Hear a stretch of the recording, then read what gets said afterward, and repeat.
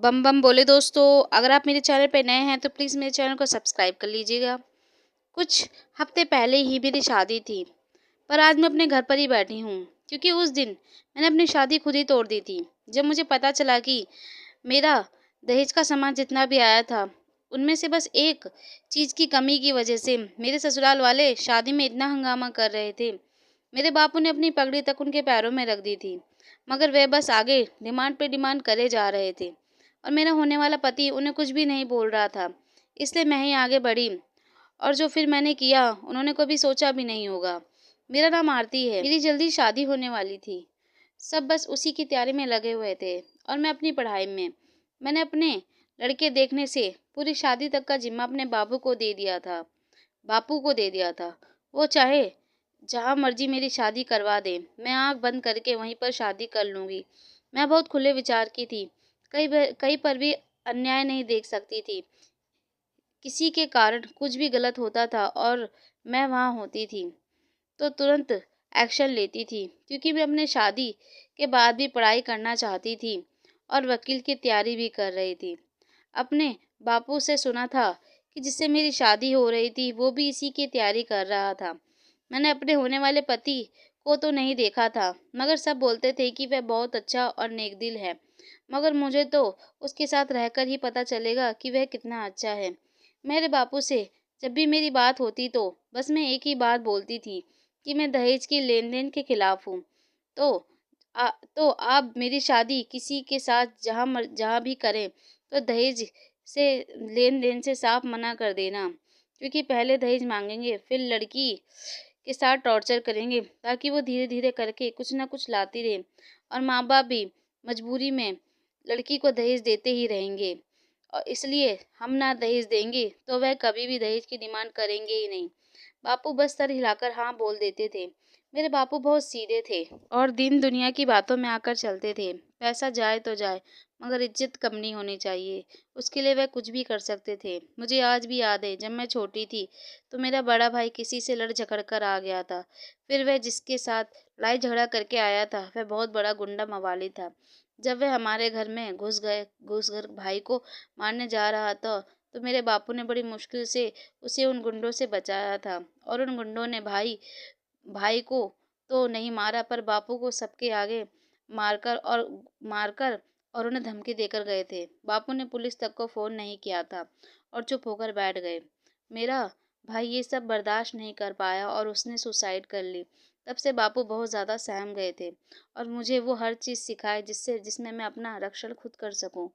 मुझे पता है मेरे बापू मेरे लिए बहुत अमीर घर का रिश्ता ढूंढेंगे तभी, ताकि मैं आराम से अपनी ज़िंदगी जी सकूं। मैं दहेज के नाम पर इतना नफरत करती थी कि अगर मेरा बस चलता तो मैं कभी दहेज प्रथा होने ही नहीं देती। क्योंकि मेरी एक दोस्त की हाल ही में शादी हुई थी, उसके बापू ने जी भरकर उसे दहेज दिया था। वो हर चीज़ दी थी जिसके बारे में मेरी दोस्त ने कभी सोचा भी नहीं था। उसकी अपनी जीवन की जमा पूंजी उसके बापू ने उसकी शादी में लगा दी थी और उम्मीद बस इतनी कि वह ससुराल में खुश रहे। मैंने खुद पूरी रात रुककर उसकी शादी देखी थी। फिर शादी के 1 महीने बाद ही खबर आई कि उसके ससुराल वालों ने उसे जलाकर मार डाला। वह माँ भी बनने वाली थी। ससुराल वालों ने पूरा केस घुमा दिया और आज़ादी से बाहर आकर अपनी ज़िंदगी जी रहे हैं। क्या कसूर था मेरी दोस्त और उसके माँ बापों का? अपने घर की इकलौती बेटी थी। इससे अच्छा था कि कुंवारी ही रहती तो शायद जिंदा होती। उसके माँ बापू अब पूरे दिन रात रोते ही रहते हैं। मैं जब भी उनसे मिलने जाती हूँ तो बस वो एक ही बात बोलते हैं, दहेज वाली शादी मत करना, क्योंकि उनकी आग कभी नहीं बुझेगी और तुम आग में झोंक दी जाओगी। तभी से मैं दहेज के लेन देन के खिलाफ थी। जैसे जैसे मेरी शादी पास आ रही थी मेरे बापू बहुत ज़्यादा परेशान रहने लगे थे। मैं ही उन्हें अपने हाथों से खाना तक खिलाती थी। जब मेरी शादी की हल्दी ससुराल मेरी कज़न सिस्टर लेकर गई तो वहाँ मेरी सास ने कुछ ऐसा कहा जिसे सुनकर मैं जान गई कि मेरे ससुराल वाले कैसे हैं। दरअसल जब मेरी बहन ने ससुराल में मेरी पढ़ाई की बात कही तो मेरी सास ने साफ साफ मना कर दिया पढ़ाई के लिए। हमें तो एक घरेलू लड़की चाहिए। ये जो तुम अपनी बातें बोल रही हो तो बस अपने घर तक ही सीमित रखना। यहाँ बस हमें एक बहू चाहिए, ना कि मेरे ऊपर हुक्म चलाने वाली बहू।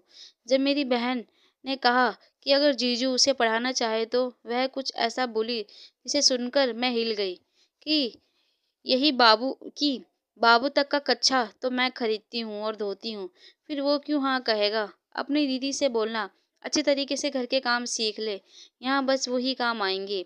अपनी सास की बात सुनकर मैं समझ गई कि उन्हें कोई बहू नहीं बल्कि एक नौकरानी चाहिए। इसे यही बातें मैं बापू के आगे बोलने लगी, मगर बापू को ये बातें तो नॉर्मल लगी कि तुम यहाँ पर भी तो काम करती हो, तो क्या यहाँ पर भी नौकरानी हो गई। नहीं, जब उसे अपना घर मानोगी तो वह घर भी तुम्हारा ही अपना बन जाएगा। और रही पढ़ाई की तो संजय सब देख लेगा, तुम ज़्यादा सोचो मत, सब मुझ पर छोड़ दो और अपने नए जीवन की तैयारी की खुशियाँ मनाओ। मगर मैं बापू से कैसे समझाऊं कि जब उनकी बातें मेरे कानों में गूंजने लगी हैं, जो वो चाहती है वो होके ही रहता है। पर फिर भी मैं संजय के बारे में सोचकर चुप हो गई कि शायद वो मुझे पढ़ाएगा और वकील बनाएगा। जब शादी का दिन आया तो मैं तैयार होने के लिए पार्लर गई हुई थी और बारात भी आ चुकी थी। बारात आते ही संजय के बापू ने सबसे पहले सामान देखा और दहेज का पैसा मांगा, जिसकी भनक मुझे जरा भी नहीं थी। पर तभी एक चीज की कमी की वजह से संजू के बापू ने बारात वापस ले जाने लगे। उसी वक्त मेरे दोस्त का फोन आया और मैं स्पीकर पर उनकी सारी बातें सुनने लगी।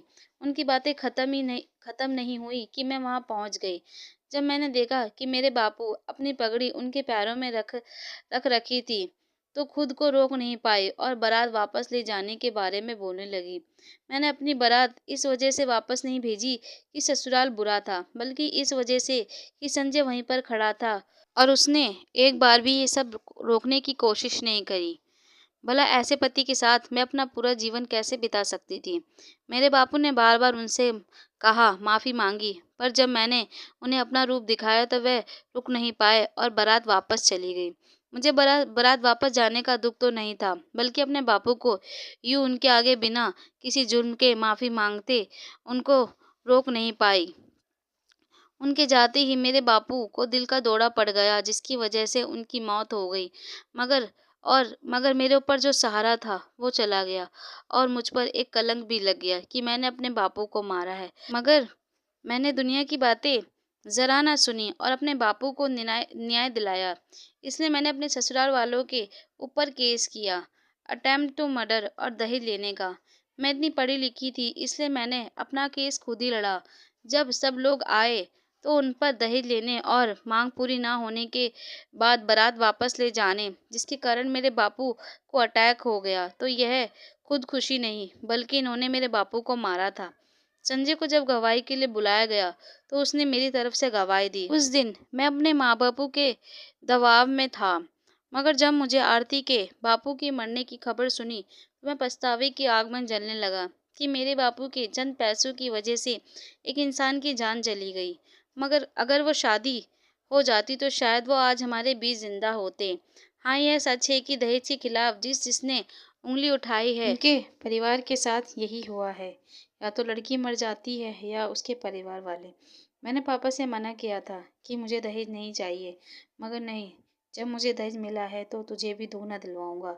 संजय की बात सुनकर कोर्ट ने अपना फैसला सुनाया कि जो भी मेरी शादी में पैसा खर्च हुआ है और दहेज से लेने के लिए 5 साल की जेल और 10 लाख रुपए मुझे दिए जाएंगे।